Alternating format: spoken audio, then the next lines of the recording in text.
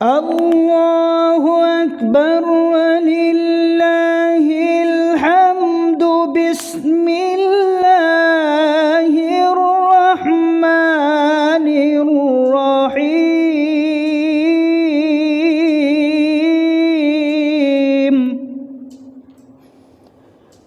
সুবহানাল্লাযী আসরা বিআবদিহি লাইলাম মিনাল মাসজিদিল হারামি ইলাল মাসজিদিল আকসাল্লাযী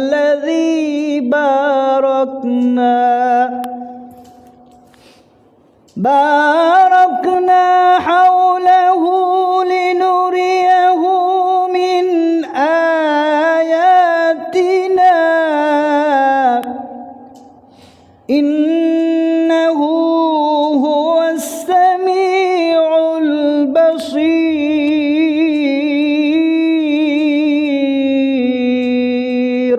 আল্লাহু আকবার বলেন। এটা কত বড় নিয়ামত! যেই মেরাজ সম্পর্কে আল্লাহ ঘটনা বর্ণনা করতে যে শুরুতেই বললেন সমস্ত অপারগতা অক্ষমতা থেকে যেই সত্তা মুক্ত, সুবহানাল্লাহ বিহামদি, তিনি এই মেরাজ ঘটিয়েছেন। এখন যারা মনে করেন যেটা সাপনিক অথবা স্পিরিচুয়াল আধ্যাত্মিকভাবে হয়েছে, তাদের কথার জবাব আল্লাহ পাক দিতেছেন, যেটা এত আশ্চর্য, যেটা আল্লাহ রাব্বুল আলামিন প্রথমে বর্ণনা করতেছেন, যিনি সকল অপারগতা অক্ষমতা থেকে যিনি মুক্ত পবিত্র, তিনি এই মেরাজ ঘটিয়েছেন। অতএব এটার সন্দেহের কোনো অবকাশ রাখে, এটা নিঃসন্দেহে এটি আল্লাহর হাবিব সাল্লাল্লাহু আলাইহি সাল্লামকে আল্লাহ পাক সশরীরে জাগ্রত অবস্থায় মেরাজ দান করেছেন। এই কারণেই এটা আশ্চর্য। স্বপ্নে অথবা আধ্যাত্মিকভাবে হলে এটা আশ্চর্যের কিছু নাই।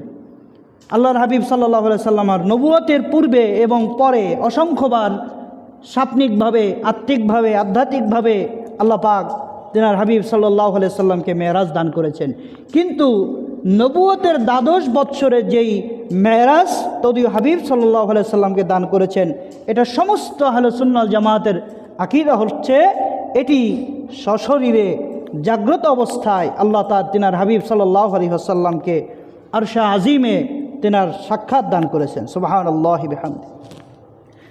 আল্লাহর হাবিব সাল্লাল্লাহু আলাইহি ওয়াসাল্লাম তিনি বর্ণনা করেন, আমি হাতিমে কাবার ভিতরে 3টা বর্ণনা এসেছে, হাতিমে কাবায়, আর একটা বর্ণনা এসেছে আবু তালিবের উপত্যকায়, আর একটা বর্ণনা এসেছে উম্মে হানির ঘরে।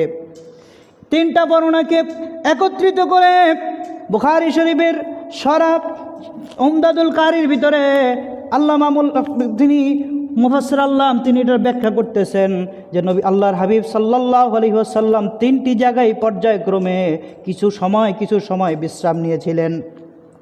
সর্বশেষ উম্মে হানির ঘরে আল্লাহর হাবিব সাল্লাল্লাহু আলাইহি ওয়াসাল্লাম এবং চাচা আবু তালিব এবং তার চাচাতো ভাই, তাদের মাঝখানে তিনি সেখানে ঘুমন্ত অবস্থায় ছিলেন।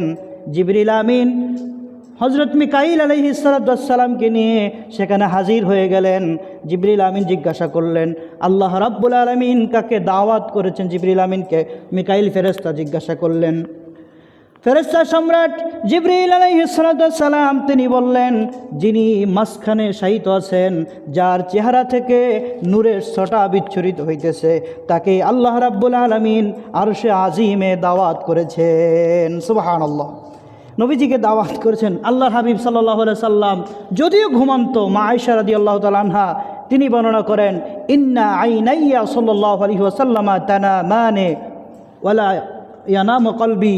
আল্লাহর হাবিব সাল্লাল্লাহু আলাইহি সাল্লাম, বুখারী মুসলিমের বর্ণনা এসেছে, নবীজি ঘুমাইতেন কিন্তু নবীজির অন্তরটা থাকতো জাগ্রত। নবীর অন্তরটা থাকতো কি? এটা আল্লাহর হাবিব সাল্লাল্লাহু আলাইহি সাল্লামের মুজিজা। তিনি ঘুমাইলেও তার অন্তর জাগ্রত, তিনি বুঝতে পারতেন। এজন্য আল্লাহর হাবিব সাল্লাল্লাহু আলাইহি সাল্লাম তাহাজ্জুদের সালাত শেষ করে এরপরে কিছু সময়ের জন্য বিশ্রাম নিতেন।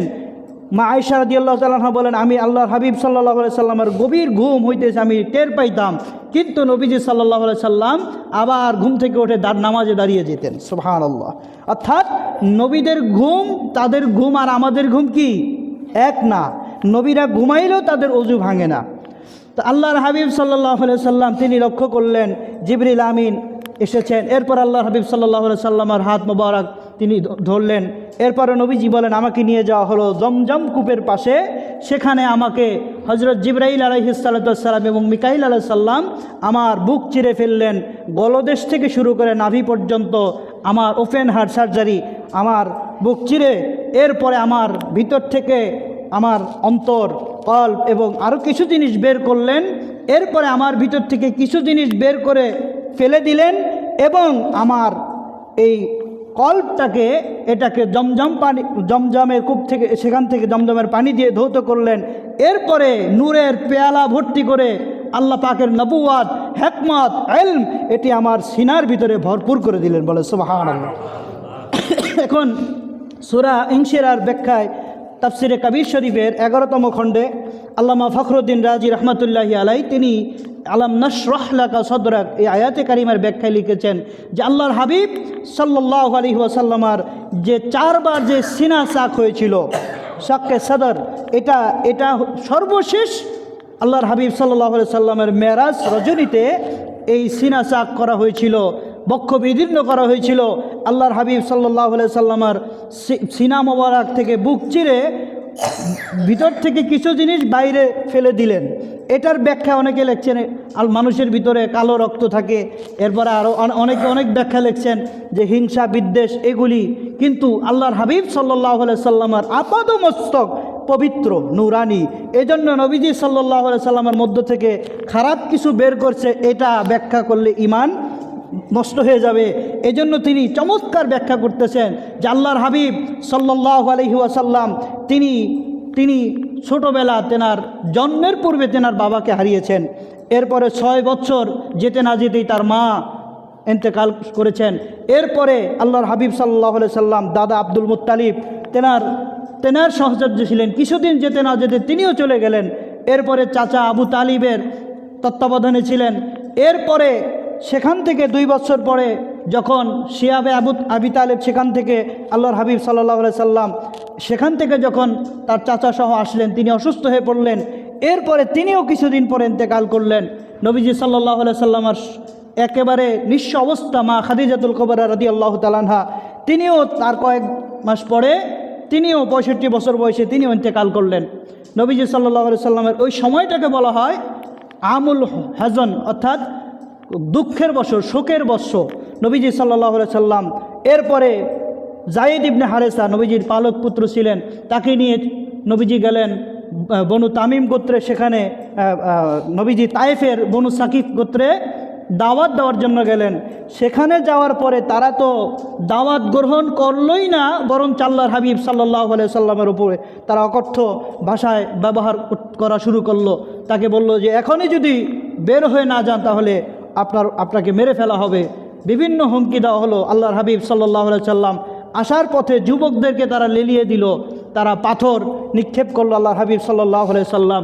তায়েফের ময়দানে 1 বার নয়, 2 বার নয়, 3 বার নবীজি রক্তাক্ত হয়ে বেহুশ হয়ে পড়ে গেলেন। নবীজির জুতা মোবারকে রক্ত রঞ্জিত হয়ে গেল। যায়েদ বিন হারেসা বলেন আমি চেষ্টা করলাম নবীজিকে রক্ষা করার জন্য, কিন্তু চতুর্মুখী আক্রমণে আল্লাহর হাবিব সাল্লাল্লাহু আলাইহি সাল্লাম এত ব্যথিত হলেন, নবীজি বদদোয়া করলেন না, বললেন আল্লাহ আপনি যদি তাদের ধ্বংস করে দেন আমি কার কাছে কালেমার দাওয়াত পৌঁছাইব। নবীজি বদদোয়া করলেন না। আল্লাহর হাবিব সেখান থেকে আসলেন। এরপরে মুসলমানদের উপরে অসহনীয় নির্যাতন, অত্যাচার শুরু হয়ে গেল। নবীজি সাল্লাল্লাহু আলাইহি সাল্লামের এই কষ্ট, এই চিন্তা, পেরেশান, এই চাপ আল্লাহর হাবিব সাল্লাল্লাহু আলাইহি সাল্লামের মেরাজ রজনীতে এই সিনাসাকের মাধ্যমে জিবরিল আমিন এবং ফেরেশতা মিকাইল আলাইহিস সালাম তার অন্তর থেকে এই দুশ্চিন্তা, কষ্ট, বোঝা এগুলি বের করে আল্লাহর হাবিব সাল্লাল্লাহু আলাইহি সাল্লামকে পবিত্র করে দিলেন। বলে সুবহানাল্লাহ। এটা হলো ব্যাখ্যা এসেছে যে নবীজির ভিতরে অপবিত্র অংশ বলতে আল্লাহর হাবিব সাল্লাল্লাহু আলাইহি সাল্লামের কিছু ছিল না। কারণ নবীজির প্রস্রাব এটা বলতে হয় মোবারক, কারণ নবীজির দাসী ছিল উম্মে আয়মান। বুখারী শরীফের বর্ণনা এসেছে যে নবীজি প্রস্রাব মোবারক রাখছেন, বলছে উম্মে আয়মান এটা এমন জায়গায় ফেলে দিবে যেখানে কোনো মানুষ যায় না। উম্মে আয়মান চিন্তা করলেন আল্লাহর হাবিব সাল্লাল্লাহু আলাইহি সাল্লামের প্রস্রাব মোবারক আমি কোথায় রাখবো। উনি চিন্তা ভাবনা করে এক পর্যায়ে তিনি প্রস্রাব মোবারক পান করে ফেলছে। তো নবীজি সাল্লাল্লাহু আলাইহি সাল্লাম সকালবেলা জিজ্ঞাসা করছে, উম্মে আইমান প্রস্রাব কি করছো? উম্মে আইমান বলে, হুজুর আমি প্রস্রাব মোবারক পান করে ফেলছি। সুবহানাল্লাহ। দেখেন, মানুষের রক্ত, মানুষের প্রস্রাব, এটা কি পাক না না পাক? এটা তো না পাক। তো উম্মে আইমান তার শরীর থেকে মেশকাম্বরের ঘ্রাণ বের হইতেছে। আল্লাহু আকবার। নবীজি বললেন, উম্মে আইমান আমার প্রস্রাব মোবারক পান করছো না, নিজের জন্য জাহান্নামের আগুনটা হারাম করে নিছো। সুবহানাল্লাহ। এই উম্মে আইমানের বংশধর কিয়ামত পর্যন্ত দুনিয়াতে আসবে, প্রত্যেকের শরীর থেকে ওই মেশকাম্বরের ঘ্রাণ আসবে। সুবহানাল্লাহ। এরপরে মালিক ইবনে সিনান, যখন আল্লাহর হাবিব সাল্লাল্লাহু আলাইহি সাল্লাম উহুদের যুদ্ধে নবীজি দান্দান মোবারক শহীদ হয়ে গেল, রক্ত প্রবাহিত হইতেছে, মালিক ইবনে সিনান তিনি নবীজির রক্ত মোবারক পান করে ফেলছে। সাহাবীরা বলতেছে, তুমি কি করতেছ? তুমি রক্ত পান করতেছ? মালিক ইবনে সিনান বলতেছে যে আল্লাহর হাবিব সাল্লাল্লাহু আলাইহি সাল্লামের রক্ত মোবারক এটা জমিনে পড়বে, আমি মালিক ইবনে সিনান এটা সহ্য করতে পারবো না। নবীজি ডাক দিয়ে বললেন, ও সাহাবীরা শোনো, দুনিয়াতে যদি কোনো জান্নাতি ব্যক্তি দেখতে চাও আমার মালিকের দিকে তাকাও। সুবহানাল্লাহ। এই ছিল রসুলের মহব্বত, রসুলের প্রতি তাদের আদব, ইশক। আল্লাহর হাবিব সাল্লাল্লাহু আলাইহি সাল্লাম অজু করলে অজুর পানি নেওয়ার জন্য সাহাবা একরামদের ভিতরে কারাকারি শুরু হয়ে যেত। নবীজির চুল মোবারক, নখ মোবারক এগুলি তারা বরকতান তাদের কাছে রাখতেন। তো আল্লাহর হাবিব সাল্লাল্লাহু আলাইহি সাল্লামের এই পবিত্র নবীজির চুল মোবারক, নখ মোবারক, নবীজির আপাদমস্তক, এটা ছিল নূর, পবিত্র। এজন্য আল্লাহর হাবিব সাল্লাল্লাহু আলাইহি সাল্লামের যেই আমরা বলি যে নবীজি সাল্লাল্লাহু আলাইহি সাল্লামের দেহ মোবারক, এটা যেখান থেকে তৈরি করা হয়েছিল এটাও জান্নাতুল ফেরদাউস, রওজা শরীফের মাটি। তো এজন্য এটা আল্লাহর হাবিব সাল্লাল্লাহু আলাইহি সাল্লাম আপাদমস্তক ছিল পবিত্র। তো নবীজি সাল্লাল্লাহু আলাইহি সাল্লাম সেখান থেকে সিনা চাক করার পরে নবীজি সাল্লাল্লাহু আলাইহি সাল্লামকে নিয়ে জিবরিল আমিন চলে গেলেন বোরাক, এটা হচ্ছে বারকুম থেকে। তো আলোক বৎসর, এটার গতি হচ্ছে সেকেন্ডে 1,86,000 বর্গমাইল। এই বোরাকের গতি তার চাইতে আরও হাজার হাজার গুণ বেশি। এটা বলা হয় হদ্দেনেগ, অর্থাৎ চোখের দৃষ্টিসীমা যত দূর যায়। এক কদমে প্রথম আসমানে, এভাবে 7 কদমে 7 আসমান তাড়ি দেওয়ার মতো ক্ষমতায় বোরাকে আল্লাহ পাক দিয়েছে, বলে সুবহানাল্লাহ। এরপরে বোরাক চড়ে আল্লাহর হাবিব সাল্লাল্লাহু আলাইহি সাল্লাম চলে গেলেন সেখানে ফিলিস্তিনের, সেখানে জেরুজালেম স্থিত বাইতুল মাকদাস, এটাকে বাইতুল মাকদাস বলা হয়, বাইতুল মুকাদ্দিসও বলা হয়। তো এটার মাকদাস অর্থ আসে যে পবিত্র হওয়ার স্থান, যেখানে গেলে মানুষ পবিত্র হয়, পবিত্র স্থান, এরকম এই অর্থগুলি আসে। নবীজি সাল্লাল্লাহু আলাইহি সাল্লাম সেখানে গেলেন। এরপরে 1,24,000 পয়গম্বর সালাতু তাসলিমা তাদের সকলের উপস্থিতি ছিল, কিন্তু সমস্ত নবী রসুল আল্লাহর হাবিব সাল্লাল্লাহু আলাইহি সাল্লামের সাথে সাক্ষাতের সুযোগ পায় নাই। শুধুমাত্র উলুল আজম পয়গম্বর 25 জন নবী রসুল, তারাই আল্লাহর হাবিব সাল্লাল্লাহু আলাইহি সাল্লামের সাথে সাক্ষাৎ করার সৌভাগ্য অর্জন করেছেন। নবীজি সাল্লাল্লাহু আলাইহি সাল্লাম সমস্ত নবীদের সম্মুখে জিবরিল আমিন নবীজিকে দাঁড় করায় বললেন, ইয়া রাসূলুল্লাহ, আপনি আজকে সমস্ত নবী রসুলগণের ইমাম। ধরে বলেন সুবহানাল্লাহ। আজকে নবীজি সাল্লাল্লাহু আলাইহি সাল্লাম সমস্ত নবীদের সামনে ইমামতি করলেন, 2 রাকাত নামাজ আদায় করলেন। এরপরে সেখান থেকে বাইতুল মাকদাস থেকে এরপরে প্রথম আসমান, দ্বিতীয়, তৃতীয়, চতুর্থ, এভাবে সপ্তম আসমানে আল্লাহর হাবিব সাল্লাল্লাহু আলাইহি সাল্লাম গমন করলেন।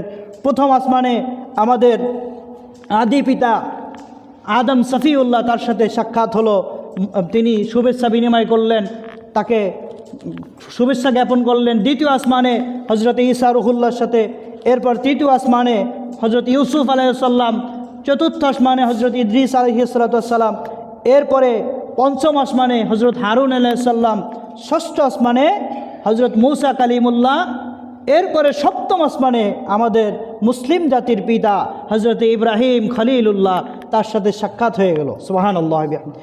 এরপরে বাইতুল মামুর থেকে আল্লাহর হাবিব সাল্লাল্লাহু আলাইহি সাল্লাম সিদরাতুল মুনতাহা, এই সিদরাতুল মুনতাহা পৃথিবী থেকে প্রথম আসমানের দূরত্ব 500 বছরের রাস্তা।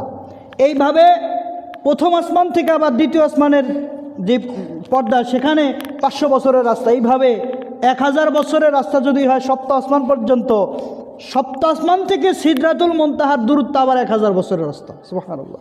তো এরপরে সেখান থেকে লা মাকান, লা জামান, এরপরে আরশে আজিম, আল্লাহ রাব্বুল আলামিনের নিকটতম একান্ত সান্নিধ্য। আল্লাহ বলেন ফাকানা কাবা কাউসাইনি আও আদনা, অর্থাৎ দুই ধনুকের ব্যবধান এতটা নিকটবর্তী আল্লাহর হাবিব সাল্লাল্লাহু আলাইহি সাল্লাম হলেন।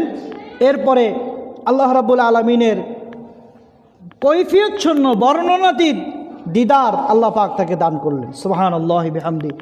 এই মর্যাদা আল্লাহ পাক কেন দিলেন? যে সমস্ত নবী রাসূল, আজকে বিজ্ঞানের যুগ, প্রথম আসমানের নিচে মানুষ চাঁদের জগতে যাইতে সক্ষম। প্রথম আসমানের নিচে কিয়ামত পর্যন্ত যদি সারা পৃথিবীর জ্ঞানী গুণী বিজ্ঞানী তারা যদি গবেষণা করে, শুধুমাত্র প্রথম আসমানের নিচে কি আছে এটা গবেষণা করে শেষ করতে পারবে না। আর একজন আল্লাহর ওলি যার অন্তরটা কলবুন সালিম হয়ে যায়, যার কলবটা জিন্দা থাকে, ওই লোকটা আরশ, কুরসি, লৌহ কলম, জান্নাত, জাহান্নাম আল্লাহ তাকে সব কিছু দেখায় দেয়। সুবহানাল্লাহ। মৌলানা রুমি রহমতুল্লাহি আলাইহি তিনি মসনবী শরীফে উল্লেখ করেন, আরশ, কুরসি দর দিলে উস্ত লৌহ কলম, হরকে দিলরা ইয়াফত আরা নিস্তগম। আরশ, কুরসি, লৌহ কলম, জান্নাত, জাহান্নাম সব কিছু মানুষের কলবের মধ্যে দেখা যায়।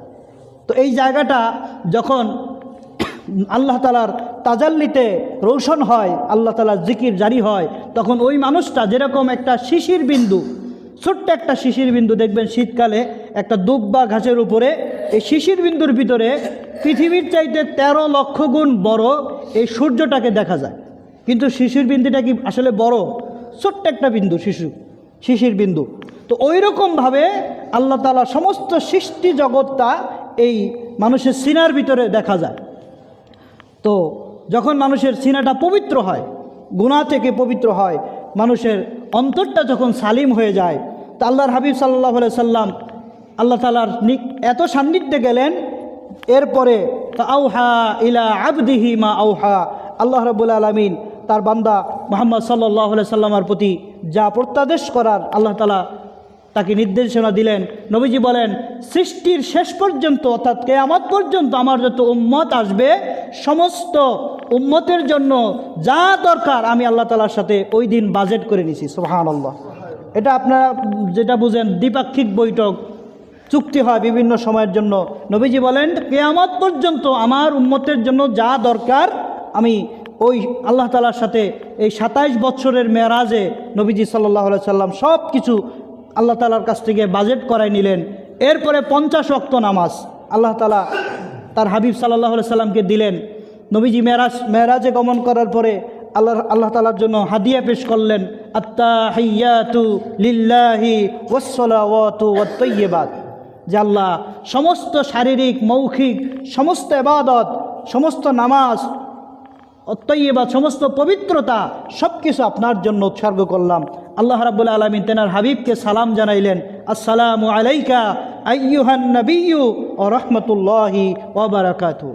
তেনার হাবিব সাল্লাল্লাহু আলাইহি সাল্লামকে যখন সালাম জানাইলেন, নবীজি সাল্লাল্লাহু আলাইহি সাল্লাম দেখেন আল্লাহ তাআলার একান্ত নৈকট্য, সেখানে যায় উম্মতকে বলেন না। নবীজি বলেন, আসসালামু আলাইনা ওয়া আলা ইবাদিল্লাহিস সালিহিন, কিয়ামত পর্যন্ত যত নেককার বান্দা আসবে সকলের উপরে সালাম, শান্তি বর্ষিত হোক। সুবহানাল্লাহ। তো এরপরে পর্যায়ক্রমে আল্লাহ হাবিব সাল্লাল্লাহু আলাইহি সাল্লাম 5 ওয়াক্ত নামাজ উম্মতের জন্য আনলেন। কিন্তু আল্লাহ তাআলা এই 5 ওয়াক্ত নামাজে লা তাবদীলা লিকালিমাতিল্লাহ, আল্লাহ তাআলার বিধানের কোনো রদবদল হবে না। উম্মত নামাজ পড়বে 5 ওয়াক্ত, আল্লাহ তাআলা বলেন আমি সওয়াব দিব 50 ওয়াক্তের। সুবহানাল্লাহ। 22 তারিখ দিবাগত রাত্রে লাইলাতুল মেরাজ। আপনারা এই লাইলাতুল মেরাজের ব্যাপারে জয়ীফ হাসান সনদের অসংখ্য হাদিস আছে। তার ভিতরে একটা হলো ফি ইয়াউমিন ওয়া লাইলাতিন, যে মিন রজবের এমন একটা রাত, এমন একটা দিন আছে, মানসামা যালিকাল ইয়াউম ওয়া কামা তিলকাল লাইল, যে ব্যক্তি এই রাত্রে নামাজ আদায় করে এবং ওই দিন রোজা রাখে, নবীজি ফরমান, সালমান ফারসি রাদিয়াল্লাহু তাআলা থেকে হাসান সনদে বাইহাকি শরীফের রাওয়াতে এসেছে যে কানা কামান সামা মিনাদ দাহরি মিয়াতিন সানা, সে যেন 100 বছরের নফল নামাজ আদায় করলো। আর ওই দিনে যে রোজা রাখলো সে যেন 100 বছরের নফল রোজা রাখলো। এজন্য এটা নফল, মুস্তাহাব আমল, এটা করলে গুনাহ হবে না। যেহেতু জয়ীফ হাদিস এটা আমল করা যায়, এটা আকীদার ক্ষেত্রে জয়ীফ বা হাসান সনদের হাদিস গ্রহণ করা যায় না, কিন্তু আমলের ক্ষেত্রে জয়ীফ হাদিস এটা গ্রহণযোগ্য। তো সেহেতু যারা রোজা রাখতে চান আপনারা 27 তারিখ 28 তারিখ 2টি রোজা রাখতে পারেন, অথবা একটি। আপনারা এই রজব পুরা মাসেই রোজা রাখা যায়। নবীজি সাল্লাল্লাহু আলাইহি সাল্লাম রমজান মাসের প্রস্তুতি হিসাবে এই মাসে এমনিতে রোজা রাখতেন, বেশি বেশি রোজা রাখতেন রজব শাবানে। আমরা ইনশাল্লাহ চেষ্টা করব। আর শীতকালের রোজার ব্যাপারে হাদিস, অসংখ্য হাদিস আসছে। নবীজি বলছেন যে রোজা সাউমু ফি শীতাই গনিমাতুল বারেদা, শীতকালের রোজা হচ্ছে এটা অনায়াসলব্ধ, অর্থাৎ যুদ্ধ ছাড়া যে গনিমত লাভ করা যায়, অর্থাৎ সহজ উপায় নেকি লাভ করা। কারণ শীতকালে দিন ছোট থাকে, পিপাসা কম লাগে, রোজা রাখা সহজ, রাত লম্বা থাকে, তাহাজ্জুদ পড়া সহজ। তো এই যে আমরা মাহে রমজানের প্রস্তুতি হিসাবে আমরা নফল রোজা, নফল ইবাদতের মাধ্যমে আমরা আমাদের সময়টুকু যাতে অতিবাহিত করতে পারি, আল্লাহ আমাদের সকলকে বোঝার তৌফিক দেন। ওমা আলাইনি আল্লাল বালাগ। আসসালামু আলাইকুম রহমতুল্লাহ। যারা সুন্নত পড়ে নেই সকলে 4 রাকাত কাবলাল জামা সুন্নত পড়ি। আপনি আল্লাহর প্যার হাবিব ও রাসূল, আপনার সাথে তুলনা কার, আপনার মতো আরশ ভ্রমণ করে নাই কোনো পয়গম্বর। আল্লাহুম্মা সাল্লি আলা সাইয়্যিদিনা মাওলানা মুহাম্মদ ওয়া আলা আলি সাইয়্যিদিনা মাওলানা মুহাম্মদ। লা ইলাহা ইল্লাল্লাহ, লা ইলাহা ইল্লাল্লাহ, লা ইলাহা ইল্লাল্লাহ মুহাম্মাদুর রাসূলুল্লাহ। আওয়ালাখের 2 কুল আমার দয়াল নবী সৃষ্টির মূল, আমার নবীর উপর দুরূদ পড়, কলবে আল্লাহ জিকির কর। লা ইলাহা ইল্লাল্লাহ, লা ইলাহা ইল্লাল্লাহ, লা ইলাহা ইল্লাল্লাহ মুহাম্মাদুর রাসূলুল্লাহ। বালাগাল উলা বিকামালিহি কাশাফাদ দুজা বিজামালিহি, হাসানাতু জামিউ খাসালিহি, সাল্লু আলাইহি ওয়া আলিহি। আল্লাহুম্মা সাল্লি ওয়া সাল্লিম ওয়া বারিক আলাইহি। মহান রব্বুল ইজ্জত আল্লাহ জাল্লা শানুহু আম্মা নওয়ালুহুর শাহী আলীশান দরবারে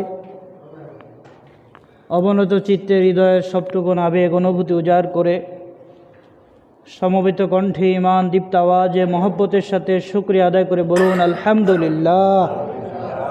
আল্লাহ রাব্বুল আলামিন আমাদেরকে সৈয়দুল আইয়াম, হজ্জুল গুরাবা ওয়াল মাসাকিন, সপ্তাহের শ্রেষ্ঠ দিন, গরিব মিসকিনের হজের দিন তুল্য ইয়াউমুল জুমআ, পবিত্র জুমার দিনে, এই রজবের চাঁদের,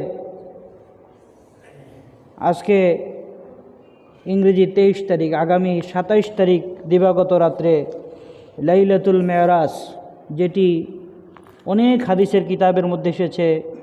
5 লক্ষ হাদিসের হাফেজ ইমাম গজ্জালি রহমতুল্লাহি আলাইহি তিনি উল্লেখ করেছেন, ওহিয়া সালাসুন বাকিনা মিন রজব, সেটা হচ্ছে রজব মাসের 3 দিন বাকি থাকতে সেই রজনী, সে আগামী লাইলাতুল মেরাজ অতি সন্নিকটে রেখে আল্লাহ রাব্বুল আলামিন আমাদেরকে এই পবিত্র জুমার দিনে সমবেত হওয়ার সুযোগ করে দিলেন, তৌফিক এনায়েত করলেন। মহব্বতের সাথে শুকরিয়া আদায় করি আমরা আল্লাহ তাআলার দরবারে, আবার বলি আলহামদুলিল্লাহ। অগণিত দরুদ ও সালাম আল্লাহ রাব্বুল আলামিনের সমস্ত সৃষ্টির মূল, সমস্ত নবী ও রসুলগণের মাথার মুকুট, ইমামুল আম্বিয়া ওয়াল মুরসালিন, সমস্ত নবী রসুলগণের যিনি ইমাম, সৈয়দুস সাকালাইন, ইমামুল হরমাইন, জাদ্দুল হাসনাইন, শাহনশাহ রসালাত, আফতাবে নবুয়ত, সৈয়দনা শফিয়না হাবিবনা মৌলানা মোহাম্মদ মুস্তফা সাল্লাল্লাহু তাআলা আলাইহি ওয়াসাল্লাম নুরানি রোজা মুবারকে সকল আউলিয়া ইকরামদের প্রতি সালাম। সম্মানিত মুআজ্জাজ মুহতারাম হযরত মুসল্লিয়ান ইকরাম, দিনদার ইমানদার ফরহেজগার মুমিন মুসলমান ভাইরা, যুবক ভাইরা যারা এসেছেন, যারা আসতেছেন, সকলের প্রতি আন্তরিক মোবারকবাদ, সশ্রদ্ধ সালাম। আসসালামু আলাইকুম ওয়া রাহমাতুল্লাহি ওয়া বারাকাতুহু। এই মাসটিকে বলা হয় রজবের চাঁদ। এটি আল্লাহ তাআলার মাস, শাহরুল্লাহ। 4টি মহাসম্মানিত মাসের ভিতরে এই মাসটি হচ্ছে প্রথম মাস। এই আল্লাহ তাআলার মাসের একটি বিশেষ পুরস্কার, বিশেষ মাসের এই মাসটা যেহেতু আল্লাহ তাআলার মাস, সেহেতু আল্লাহ রাব্বুল আলামিন এই মাসে নবুয়তের 12 বৎসরে আল্লাহর হাবিব সাল্লাল্লাহু আলাইহি ওয়াসাল্লামার জাগতিক জীবনের বয়স ছিল 51 বৎসর। হিজরতের পূর্বের সময় আল্লাহর হাবিব সাল্লাল্লাহু আলাইহি ওয়াসাল্লামকে আল্লাহ রাব্বুল আলামিন সশরীরে জাগ্রত অবস্থায় কৈফিয়ত শূন্য, বর্ণনাতীত দিদার সাক্ষাৎ আল্লাহ রাব্বুল আলামিন তেনার হাবিব সাল্লাল্লাহু আলাইহি ওয়াসাল্লামকে দান করেছেন। বলেন সুবহানাল্লাহ। যেটা কোনো নবী, কোনো রসুল, কোনো ফেরেশতা, কোনো জিন, অর্থাৎ সৃষ্টির আগেও কেউ পায় নাই, পরেও কেউ পাবে না। এটা শুধুমাত্র আমার আপনার নবী রাহমাতুল লিল আলামিন সরকারে দু আলম মুহাম্মদ মুস্তাফা সাল্লাল্লাহু আলাইহি ওয়াসাল্লামের জন্যই এটি খাস ছিল। হ্যাঁ, অন্যান্য নবীদের জন্য আল্লাহ পাক আধ্যাত্মিকভাবে, সাপনিকভাবে, স্পিরিচুয়াল সিস্টেমে আল্লাহ পাক সাক্ষাৎ দান করেছেন। কিন্তু নবীজি ফরমান, রাআইতু রাব্বি আযজা ওয়া জাল্লা ফি আহসানি সূরতি, আমি আমার রবকে উত্তম সূরতে আমি আমার রবকে দেখেছি। বলেন সুবহানাল্লাহি বিহামদিহি। তবে দুনিয়াতে আল্লাহকে এই চর্মচক্ষু দিয়ে দেখা, এটা আহলে সুন্নাত জামাতের আকীদা নয়।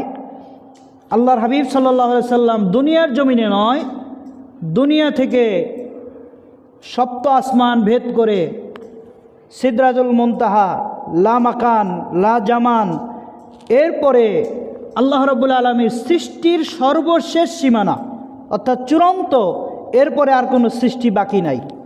সেখানে আল্লাহর হাবিব সাল্লাল্লাহু আলাইহি ওয়াসাল্লাম তেনাকে আল্লাহ পাক দাওয়াত করে নিলেন যে, হাবিব, আমার রিসালাত, নবুয়াত আপনার মাধ্যমে শেষ। নবীজি বলেন, আনা খাতামুন নবিয়্যিন লা নাবিয়্যা বাদা, যে আমি হলাম সর্বশেষ রসুল, আমার পরে কিয়ামত পর্যন্ত কোনো নবী রসুল পৃথিবীতে আসবে না। তো এখন যারা এই নবীর আমরা সকলে উম্মত, এছাড়াও আরও অনেক একটা দল আছে ফিরকা, তারা খাতামুন নবীন এটার ব্যাখ্যা করেন যে রসুল সর্বশেষ নবী নন, সর্বশ্রেষ্ঠ, এরপরেও নবী আসবে। তারা গোলাম মোহাম্মদ কাদিয়ানি, এই বদমাইশ, তাকে রসুল নবী মনে করে তার একটা দল আছে, তারাও মুসলমান দাবিদার। কিন্তু আহলে সুন্নাত ওয়াল জামাতের আকীদা হচ্ছে নবীজির পরে কিয়ামত পর্যন্ত কোনো নবী রসুল আসবে না।